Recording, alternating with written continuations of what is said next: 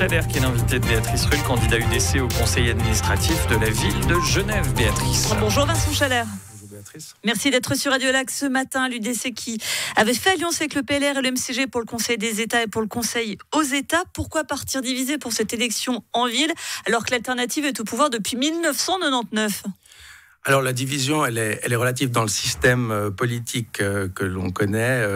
Il s'agit de faire une offre variée. Et puis cette offre variée, on la retrouve au deuxième tour. Et on espère qu'avec cette offre variée au deuxième tour, la droite récupérera une majorité, et si possible une majorité avec un représentant UDC. Alors parmi le programme de l'UDC, il y a une baisse du centime additionnel. Alors c'est très réjouissant pour notre porte-monnaie. Mais le budget de la ville est déjà déficitaire. La dette, elle se creuse et devrait atteindre 1,786 millions de francs. La ville qui va d'ailleurs devoir présenter un plan de retour à l'équilibre au canton avec 9 millions d'économies par an. Ça s'est acté. Bref, la ville peut-elle vraiment se permettre de baisser les impôts ?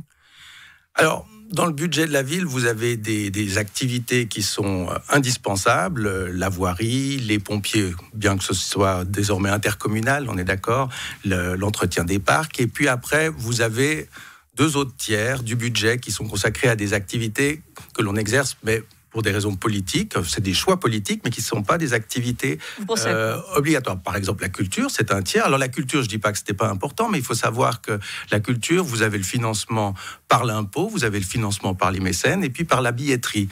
Et à Genève, la part de l'impôt dans le financement de la culture est une part qui est considérable. C'est un record elle est au niveau suisse. Selon vous. Elle est extrêmement, elle est extrêmement subventionnée, sur-subventionnée si vous voulez, mais c'est un niveau de subvention que l'on connaît nulle part ailleurs en Suisse, nulle part ailleurs en Europe. Donc en fait, la question de la culture et du soutien de la culture ne se pose pas. Par contre, la question du partage de son financement entre les impôts, la billetterie et les mécènes, c'est une question qui mérite d'être posée et d'être revue peut-être en ville de Genève. Ce que vous ne souhaitez pas partager, ce sont les logements sociaux qui devraient être attribués en priorité aux personnes résidant déjà dans la commune. Ça, c'est votre idée phare.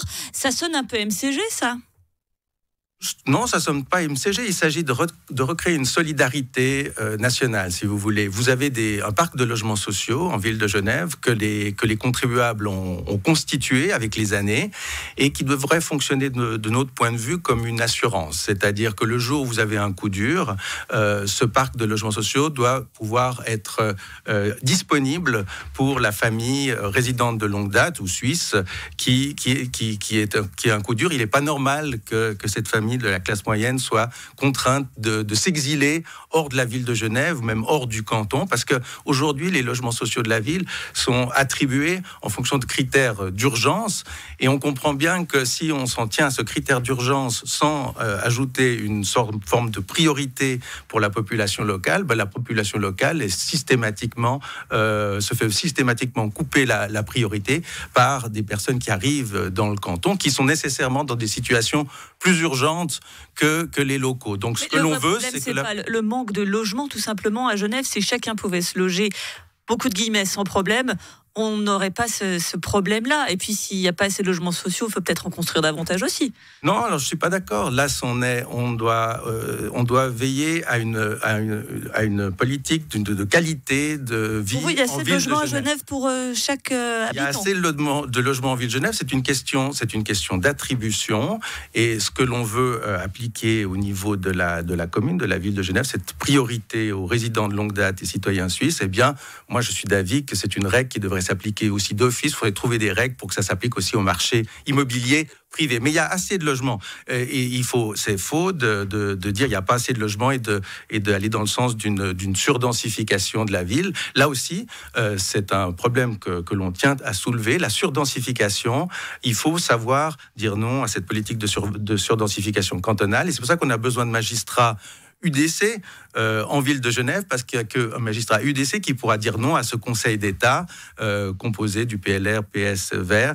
Donc il y a ce problème de suivisme des autorités communales par rapport au plan d'aménagement imposé par le canton. Et on arrive à des situations qui sont catastrophiques. Par exemple, dans le domaine des écoles, cette surdensification conduit à des situations où les élèves, par centaines de l'école primaire, doivent suivre leurs cours dans des containers. Alors parfois, c'est des modules un peu aménagés, mais parfois, comme du côté du parc Tremblay, c'est des véritables containers. Et ces containers, en plus, sont disposés au milieu de préaux qui devraient en principe servir comme lieu de délassement pour les enfants pendant la récréation. Et désormais, les préaux sont occupés par des containers. Donc ça, c'est le problème de la surdensification et de cette incapacité des autorités communales à dire non au plan proposé par le canton. Pour terminer, vous définissez vous-même comme conservateur. Il y a quelque chose que vous n'aimez pas du tout, mais alors vraiment pas, c'est le wokisme. Vous qualifiez même le wokisme de maladie mentale. C'est pas un tout petit peu exagéré quand même, Vincent Chalère ? C'est peut-être un peu exagéré, mais on voit bien la tendance. On en revient de cette vague woke, et à Genève aussi, on va en revenir gentiment. Mais disons que ça fait longtemps que l'UDC en ville de Genève, pour être plus concret, se bat contre certaines tendances, comme par exemple le burkini dans les piscines. Ce sera évidemment l'occasion, si la droite récupère la majorité au conseil municipal, d'interdire le burkini dans les piscines, qui a été autorisé, je vous le rappelle, au cours de cette législature sous majorité de gauche.